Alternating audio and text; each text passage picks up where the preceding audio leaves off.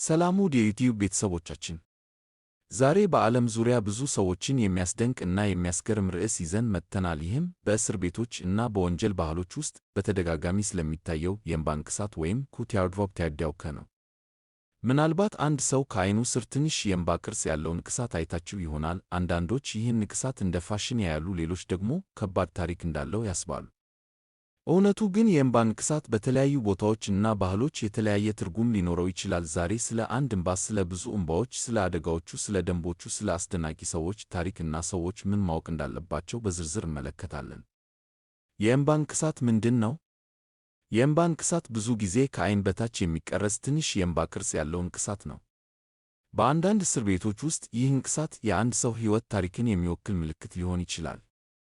ነገር ግን አንድ ቦታ ያለው ትርጉም በሌላ ቦታ ላይ ፈጽሞ የተለየ ሊሆን ይችላል። ስለዚህ አንድ ሰው የእንባ ንቅሳት አለው ብለን ወዲያውኑ ስለ ሕይወቱ ወይም ስለ ታሪኩ መደምደሚያ መስጠት ትክክል አይደለም። አንድ እንባ ምን ማለት ነው? በአንዳንድ አካባቢዎች አንድ እንባ ንቅሳት የከባድ ሐዘን ምልክት ሊሆን ይችላል። አንዳንድ ሰዎች የቤተሰብ አባል፣ ጓደኛ ወይም የሚወዱትን ሰው ሲያጡ የማስታወሻ ንቅሳት አድርገው ይቀርጹታል።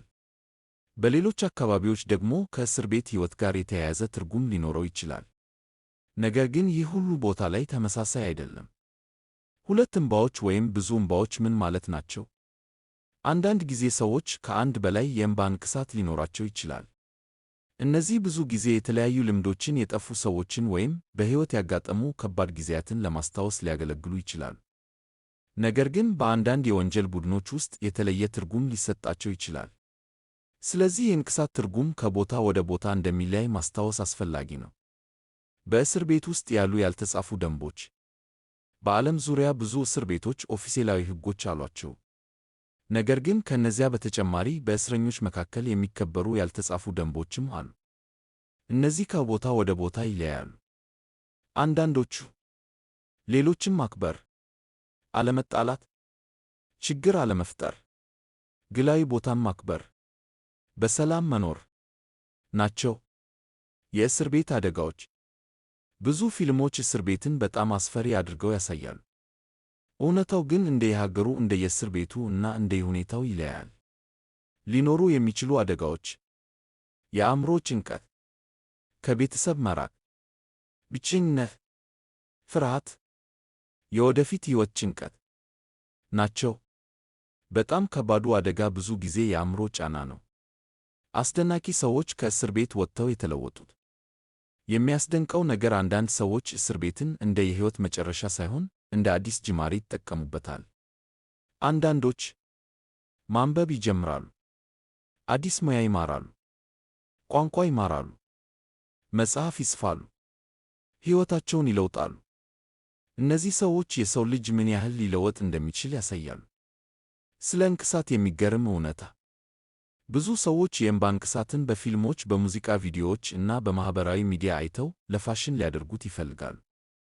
ነገር ግን አንዳንድ ሰዎች ይህን ንቅሳት ከባድ ታሪክ ወይም ግላዊ ትርጉም ያለው ምልክት አድርገው ስለሚያዩት ሰዎች ስሜት ማክበር ጥሩ ነው። የፍቅር እና የተስፋ ታሪክ። አንድ ጊዜ አንድ እስረኛ በየሳምንቱ ከቤተሰቡ ደብዳቤ ይቀበል ነበር። በጣም ከባድ ቀናት ሲያጋጥሙት እነዚያን ደብዳቤዎች ያነብ ነበር። እንጠብቅሃለን፣ ተስፋ አትቁረጥ የሚሉ ቃላት ከፍተኛ ኃይል ይሰጡት ነበር። ከዓመታት በኋላ ሲወጣ ንግድ ከፈተ፣ ቤተሰቡን አገኘና ለወጣቶች የተስፋ መልእክት መስጠት ጀመረ። ይህ ታሪክ ሁኔታዎች ሰውን ሊፈትኑት እንደሚችሉ እንጂ ሕልሙን ማጥፋት እንደማይችሉ ያሳያል። ከንቅሳት ይልቅ ሰውን በባህሪው መለካት። አንድ ሰው ንቅሳት አለው ወይም የለውም የሚለው ስለ ባህሪው ሙሉ እውነታ አይናገርም። አንዳንድ ሰዎች ብዙ ንቅሳት ኖሯቸው በጣም ደግ እና ለሰዎች የሚጠቅሙ ሊሆኑ ይችላሉ። አንዳንዶች ደግሞ ምንም ንቅሳት ሳይኖራቸው መጥፎ ባህሪ ሊኖራቸው ይችላል። ስለዚህ ሰውን በልቡ፣ በባህሪው እና በድርጊቱ መገምገም ይሻላል። ተመልካቾች፣ የእንባ ንቅሳት ትንሽ ምልክት ቢመስልም በአንዳንድ ሰዎች ሕይወት ውስጥ ትልቅ ታሪክ ሊይዝ ይችላል። ነገር ግን ከሁሉ በላይ ማስታወስ ያለብን አንድ ነገር አለ። ሰዎች ይለወጣሉ። ስህተት የሠራ ሰው ዛሬ የተሻለ ሰው ሊሆን ይችላል። ያለቀሰ ሰው ነገ ሌሎችን የሚያስቅ ሰው ሊሆን ይችላል። በጨለማ ውስጥ የነበረ ሰው ለሌሎች ብርሃን ሊሆን ይችላል።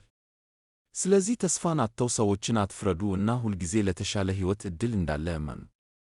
እናንተ ይህን ቪዲዮ ከወደዳችሁት ላይክ አድርጉ፣ ለጓደኞቻችሁ አጋሩት እና ለተጨማሪ አስደናቂ ታሪኮች ቻናሉን ሰብስክራይብ ማድረግ አትርሱ። እስከምንገናኝ ድረስ ሰላም እና መልካም ዕድል።